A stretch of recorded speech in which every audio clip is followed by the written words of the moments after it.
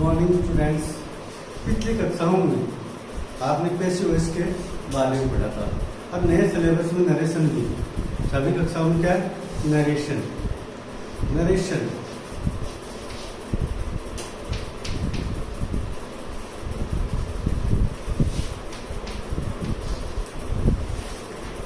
Narration के बारे में आपने पहली बार सुना होगा, लेकिन डायरेक्ट इनडायरेक्ट के बारे में यूज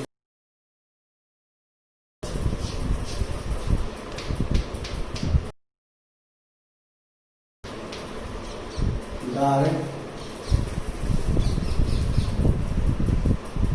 स्पीच, इसमें दो थे, इनडायरेक्ट स्पीच।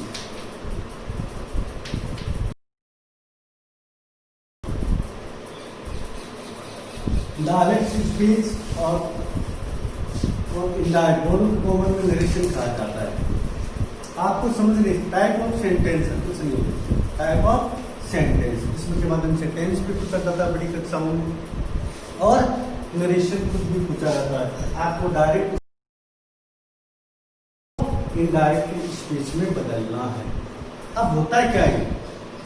डायरेक्ट स्पीच क्या होती है, इनडायरेक्ट स्पीच क्या होती है, इसके बारे में पहले है डायरेक्ट स्पीच क्या है।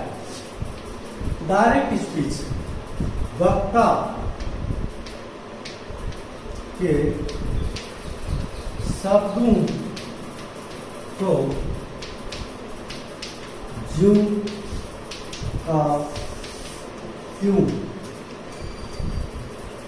बताना या कहना। जब कोई लिस्नर है, श्रोता वक्ता के शब्दों को सुनता है, ज्यों का क्यों बताता है। वक्ता के शब्दों को श्रोता के द्वारा ज्यों का क्यों बताना या कहना क्या कहलाता है? डायरेक्ट स्पीच कहलाता है। दोबारा समझ, जो बात कोई कह रहा है तुम सुनकर उसको वैसा वैसा बताते हो, वो बात है। डायरेक्ट स्पीच का मतलब है उसके वक्ता के शब्दों को वैसा का वैसा बताना, ज्यों का क्यों बताना। दूसरी बात सुनना, कोई सुनने वाला तो होता ही है, एक होता है स्पीकर, एक होता है लिस्नर। तो दोनों होना जरूरी है इसमें, दोनों, एक लिस्नर होता है, एक स्पीकर होता है। स्पीकर के वर्ड जब लिस्नर सुनता है उनको वैसा का वैसा ज्यों का क्यों बताते हैं, उसे डायरेक्ट स्पीच कहा जाता है। दूसरी बात है इसकी, वक्ता के शब्दों को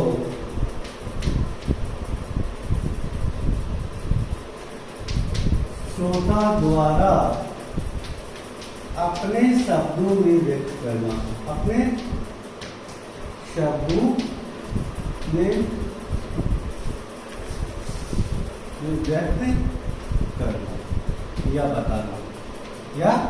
इसमें क्या होता है? स्पीकर से तो बात कर दी, जो श्रोता है लिस्नर, वो शब्दों को ज्यों का क्यों ने बताकर अपने शब्दों में व्यक्त करता है, तो उसको इनडायरेक्ट स्पीच कहलाती है। यानी वक्ता के शब्दों को श्रोता द्वारा अपने शब्दों में व्यक्त करना इनडायरेक्ट स्पीच कहलाता है। जिस पर जैसे Ram said to me, comma inverted comma, I am reading books now. ये सेंटेंस है। राम ने कहा, मुझसे कहा, इन्वर्टेड कोमा में ये बात कही, क्या कही? मैं अभी पुस्तकें पढ़ रहा हूँ। ये ज्यों का क्यों है? ये वक्ता के द्वारा बोली गई थी, तो लिस्नर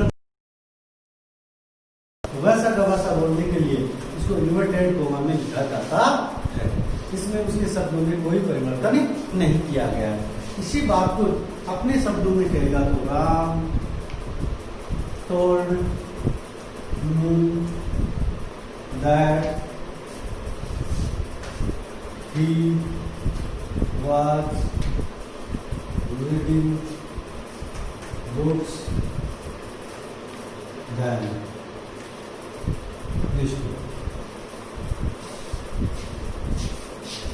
अब ये है इनडायरेक्ट स्पीच। इसमें वक्ता के शब्दों को जो कर तुमने अपने शब्दों के द्वारा बताया। तो मुझे बताया कि वह तब पुस्तक पढ़ रहा था, अब वो पढ़ रहा है, टेंस में भी परिवर्तन हो। तो पहले बोलते समय तो क्या था, वक्ता के शब्दों में तो यही यूज हुआ था टेंस, लेकिन बाद में बताया तो पास्ट में बदल जाए, पास्ट बदलेगा। तो उसको पहले कहा था। तो कहने का मतलब है ये तो है डायरेक्ट स्पीच।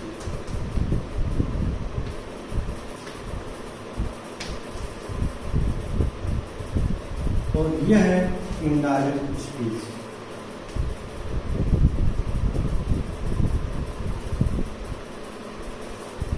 तो दोनों सेंटेंस आपको इसमें ऐसे भी चेंज कर सकते हैं, इसका यहाँ ब्लैंक देकर टेंस भी पूछ सकते हैं। तो टेंस के लिए भी इम्पोर्टेंट है और इनडायरेक्ट नरेशन आपके सब सिलेबस में टॉपिक भी। तो दोनों की दृष्टि से इम्पोर्टेंट है। दोनों समझना डायरेक्ट स्पीच क्या है, इनडायरेक्ट स्पीच दोनों को क्या कहा जाता है, नरेशन कहा जाता है। डायरेक्ट स्पीच में क्या है, वक्ता के शब्दों को जूम कर क्यों लिखा जाता है, या बताया जाता है, या बोला जाता है, या कहा जाता है। और इनडायरेक्ट स्पीच में वक्ता के शब्दों को श्रोता द्वारा अपने शब्दों में व्यक्त करना क्या कहलाता है, इनडायरेक्ट स्पीच कहलाता है। तो इस प्रकार आपने समझा कि डायरेक्ट इनडायरेक्ट स्पीच क्या होता है, इनडायरेक्ट स्पीच क्या होता है। ये तो आपको भी समझने की बेसिक बात। अब आगे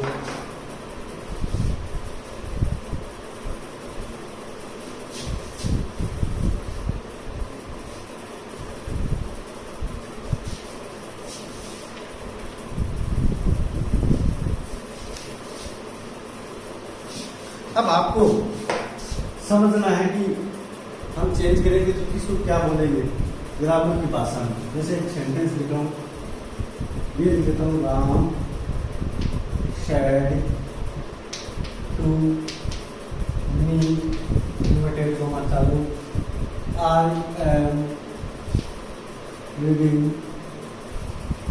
बुक्स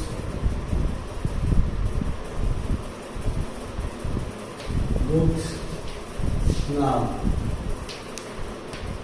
अब देखो ये क्या है, डायरेक्ट स्पीच है। डायरेक्ट स्पीच है, इसके पार्ट्स, इसको क्या कहा जाता है, इसको क्या बोला जाता है, ये सब होता है। तो हम नियम लिखेंगे तब इसमें ये वर्डोलॉजी काम में मिल जाएगी, जिससे आपको पहले पता हो। देखो ये पार्ट इसको कहा जाता है रिपोर्टिंग वर्ब। इन्वर्टेड कॉमा से पहले वाला पार्ट है, इसको क्या कहा जाएगा, रिपोर्टिंग वर्ब कहा जाएगा। ये रिपोर्टिंग वर्ब का आपको टेंस देखना पड़ेगा, कौन से टेंस पर, उसके बाद में आगे का स्पीच में बदलना है। रिपोर्टिंग वर्ब पास्ट में है, प्रेजेंट में भी हो सकती है, फ्यूचर में भी हो सकती है, तीनों टेंस है, तीनों टेंसों में हो सकती है। लेकिन आपको ज़्यादातर इसलिए मिलेगी क्योंकि चेंज नहीं हुआ है दूसरी। तो इस बात को इन्वर्टेड कॉमा से पहले वाले बात को क्या, बात को ये जो वर्ब है उसको क्या कहेंगे, रिपोर्टिंग वर्ब कहेंगे। क्या कहेंगे, रिपोर्टिंग वर्ब। और जो इन्वर्टेड कॉमा के अंदर जो भाग है इसको क्या कहा जाएगा, रिपोर्टेड स्पीच कहा जाएगा। क्या कहा जाएगा, रिपोर्टेड स्पीच। जो इन्वर्टेड कॉमास के अंदर भीतर जो भी बात बोली गई है वक्ता के द्वारा, उस पार्ट को क्या कहा जाएगा, रिपोर्टेड स्पीच कहा जाएगा। रिपोर्टिंग वर्ब, रिपोर्टेड स्पीच अच्छी तरह से जान लेना। रिपोर्टिंग वर्ब जो इन्वर्टेड कॉमा की पहले वाला भाग होगा, ये आगे पीछे हो सकता है, कोई दिक्कत नहीं होगी। लेकिन जो इन्वर्टेड कॉमा के अंदर है उसको कहा जाएगा रिपोर्टेड स्पीच, और इन्वर्टेड कॉमा के बाहर वाले भाग को क्या कहा जाएगा, रिपोर्टिंग वर्ब कहा जाएगा। रिपोर्टिंग वर्ब का ये सब्जेक्ट होगा और ये क्या होगा, ऑब्जेक्ट होगा। ये भी ध्यान देना है। रिपोर्टिंग वर्ब का क्या हो जाएगा, ये रिपोर्टिंग वर्ब का सब्जेक्ट, और ये रिपोर्टिंग वर्ब का क्या होगा, ऑब्जेक्ट होगा। क्या होगा, ऑब्जेक्ट। रिपोर्टिंग वर्ब का सब्जेक्ट, रिपोर्टिंग वर्ब का ऑब्जेक्ट। ये रिपोर्टेड स्पीच का सब्जेक्ट और रिपोर्टेड स्पीच का ऑब्जेक्ट। तो ये रिपोर्टिंग वर्ब का ऑब्जेक्ट होगा, ये रिपोर्टिंग वर्ब का सब्जेक्ट होगा। ये बात समझ में आ गई। रिपोर्टिंग वर्क और रिपोर्टेड स्पीच क्या होता है। अब आपको नई चीज बताई जाएगी।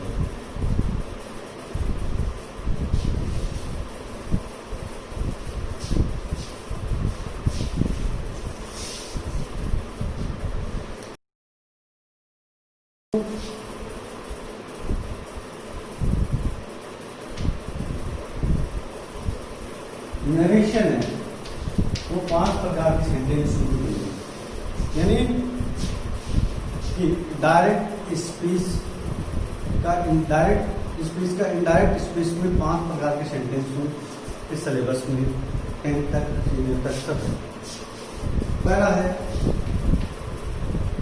पहला सेंटेंस का प्रकार है आपको जो सिलेबस में वो है assertive sentence. Assertive sentence.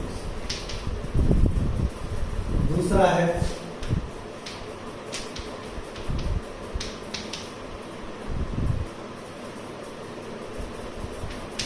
Interrogative sentence. अब आपके मुख्य रूप से यही काम थे, एक असर्टिव सेंटेंस, दूसरा इंट्रोगेटिव, तीसरा है इंपेरेटिव। ये भी आ सकता है आपके सेंटेंस। इसके बाद में है ऑप्टेटिव सेंटेंस।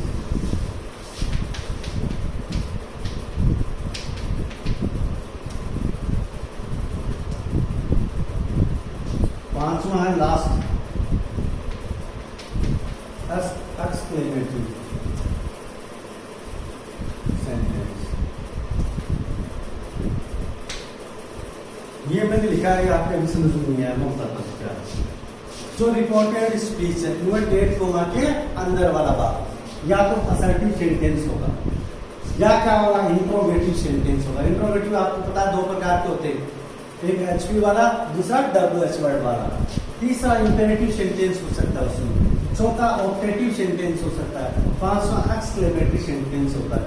आपकी ये सिलेबस में नहीं है, आपको पूरे वाले 3 सेंट जरूर सिलेबस में, लेकिन इनका भी के बारे में भी थोड़ा थोड़ा पढ़ेंगे, पूरा कंप्लीट पढ़ेंगे। अब देखो असर्टिव सेंटेंस के बारे में आपने पहली बात सुना है, इसमें अफर्मेटिव भी होता है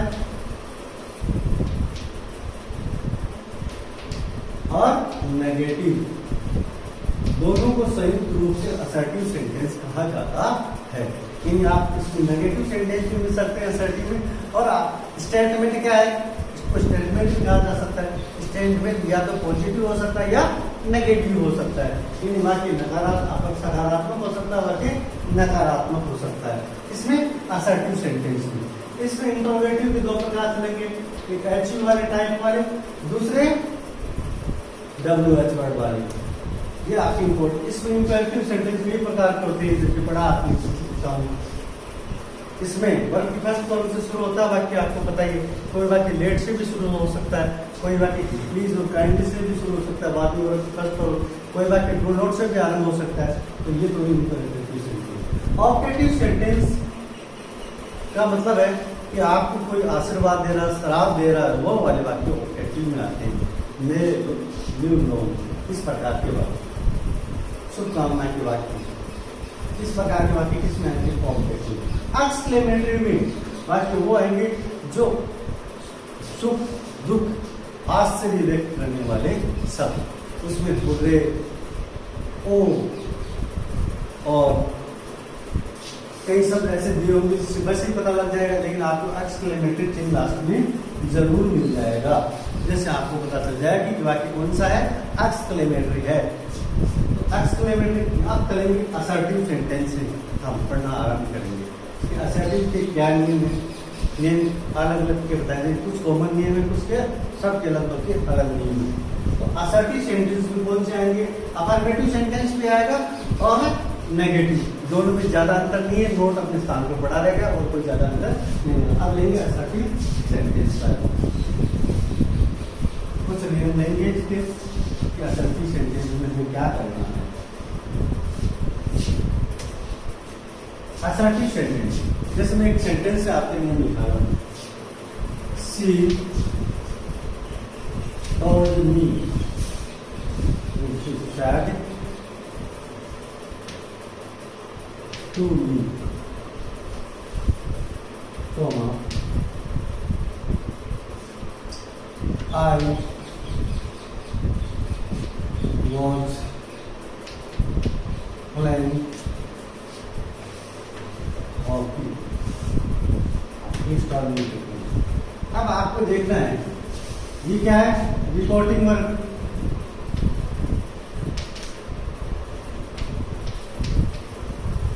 ये रिपोर्टेड स्पीच।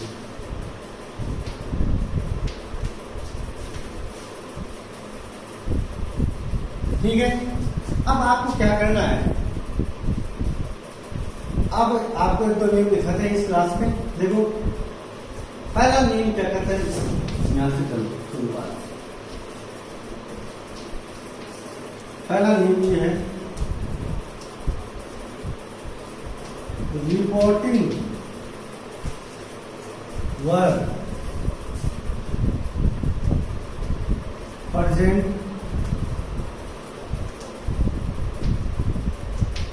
और फ्यूचर टेंस में हो तो यहां क्या होगा, सेज आता या क्या आता, विल से फ्यूचर में होती। देखो प्रेजेंट में तो शी सेज और फ्यूचर में होती विल से, समझ गए बात। तो यदि हर तो वहां क्या करना है आपको, सेज टू के स्थान पर टेल्स करना। लिख देता हूं, हो तो सेज टू के स्थान पर टेल्स करना। और फ्यूचर वाली फ्यूचर में ही है, फ्यूचर वाले में परिवर्तन नहीं करना है, फ्यूचर वाली वैसी ही रहेगी। ठीक है, कहने का मतलब है अब यहाँ पर नहीं, यहाँ तक चलेगा इस क्लास में कि सेज और विल से के काम में सेज हो तो क्या बदल देना है, टेल्स कर देना है, और विल से हो तो वैसा का वैसा रह जाएगा। अब है बात इसकी, यदि रिपोर्टिंग वर्ब पास्ट टेंस में हो तथा उसके बाद ऑब्जेक्ट हो, मैंने ऑब्जेक्ट लिया है तो नहीं तो कोई चेंज नहीं करना, ऑब्जेक्ट नहीं है तो वैसा वैसा आ जाएगा। ऑब्जेक्ट है तो उसको आपको परिवर्तन करना है। तो क्या करना है, सेड टू को हटाकर टोल्ड में बदलना है। कहने का मतलब क्या हुआ कि सेट टू को हटाकर किसमें बदल जाना है, टोल्ड में बदल जाना। दोबारा सुनना है इसलिए, यदि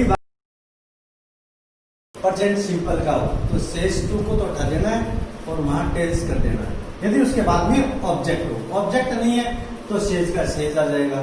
जैसे बात यहाँ तक ही था तो सेज का सी सेज ही आ जाएगा।